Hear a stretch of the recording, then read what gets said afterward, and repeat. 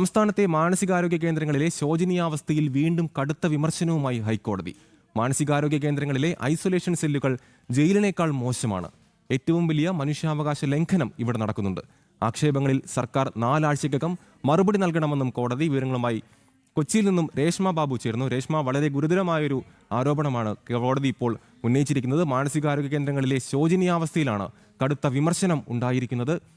മാനസികാരോഗ്യ കേന്ദ്രങ്ങളിലെ ഐസൊലേഷൻ സെല്ലുകൾ ജയിലിനേക്കാൾ മോശമാണെന്ന ഒരു പരാമർശം ഹൈക്കോടതി നടത്തിയിരിക്കുന്നു. വളരെ ഗുരുതരമായ ഒരു സാഹചര്യം അല്ലേ? അമലെ, സംസ്ഥാനത്തെ മാനസികാരോഗ്യ കേന്ദ്രങ്ങൾ സന്ദർശിച്ച് പരിശോധന നടത്തിക്കൊണ്ടുള്ള ഒരു വിലയിരുത്തലിലേക്കാണ് ഹൈക്കോടതി എത്തിയിരിക്കുന്നത്. തൃശ്ശൂരിലെ മാനസികാരോഗ്യ കേന്ദ്രം സന്ദർശിക്കുകയും അവിടെ പരിശോധന നടത്തുകയും ചെയ്തിരുന്നു. ഇതിന്റെ അടിസ്ഥാനത്തിലാണ് ഈ ഹൈക്കോടതി ഇപ്പോൾ വീണ്ടും വിമർശനം നടത്തിയിട്ടുള്ളത്. ഐസൊലേഷൻ സെല്ലുകളൊക്കെ തന്നെ ജയിലിന് സമാനമായിട്ടുള്ള അവസ്ഥയിലാണ്, ജയിലിനേക്കാൾ മോശമായിട്ടുള്ള അവസ്ഥയിലാണ്. ഏറ്റവും വലിയ മനുഷ്യാവകാശ ലംഘനം ഇവിടെ നടക്കുന്നുണ്ട്. ആത്മഹത്യാ പ്രവണതയുള്ള രോഗികളെ പോലും കൂടുതൽ മാനസികമായിട്ട് തകർക്കുന്ന സാഹചര്യത്തിലാണ് അവർക്ക് കഴിയേണ്ടി വരുന്നത്. ഇത് അനുവദിക്കാൻ പാടുള്ളതല്ല. ഈ ഡോക്ടർമാരെയും നഴ്സുമാരെയും ഇക്കാര്യത്തിൽ പഴി പറഞ്ഞിട്ട് കാര്യമില്ല. അവർ ആത്മാർത്ഥമായിട്ട് സേവനം ചെയ്യുന്നുണ്ട്. പക്ഷേ അടിസ്ഥാന സൗകര്യങ്ങളൊന്നും തന്നെ ഈ മാനസികാരോഗ്യ കേന്ദ്രങ്ങളിൽ അധികൃതർ ഉറപ്പാക്കുന്നില്ല എന്നുള്ളതാണ് ഹൈക്കോടതിയുടെ കണ്ടെത്തൽ.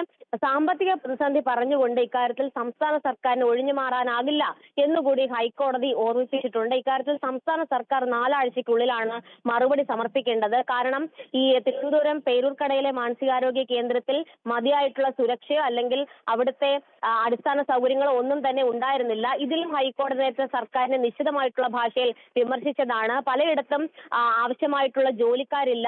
150 പേർ വേണ്ടിടത്ത് 120 പേരൊക്കെ ഉള്ളൂ. മാത്രമല്ല ഈ പല ആളുകളെയും പുനരധിവസിപ്പിക്കേണ്ട സാഹചര്യമൊക്കെ തന്നെ കഴിഞ്ഞിട്ടുണ്ട്. അതിൽ കൃത്യമായിട്ടുള്ള പദ്ധതി പോലും സംസ്ഥാന സർക്കാരിന്റെ ഭാഗത്തു നിന്നും സമർപ്പിക്കപ്പെട്ടിട്ടില്ല. ഇതുൾപ്പെടെയുള്ള ആക്ഷേപങ്ങൾ പേരൂർക്കടയിലെ മാനസികാരോഗ്യ കേന്ദ്രം സന്ദർശിച്ചുകൊണ്ട് ഹൈക്കോടതി പറയുകയും ചെയ്തിരുന്നു. അതിനിടയിലാണ് തൃശ്ശൂരിലും സമാനമായിട്ടുള്ള സാഹചര്യം ഹൈക്കോടതി കണ്ടത്. അതിന്റെ അടിസ്ഥാനത്തിലാണ് ഈ സാമ്പത്തിക പ്രതിസന്ധി പറഞ്ഞ സർക്കാരിന് ഒഴിഞ്ഞുമാറാനാകില്ലെന്നും ഇക്കാര്യത്തിൽ സമഗ്രമായിട്ടുള്ള റിപ്പോർട്ട് സമർപ്പിക്കാനായിട്ട് നിർദ്ദേശം ഹൈക്കോടതി നൽകിയിട്ടുള്ളത്.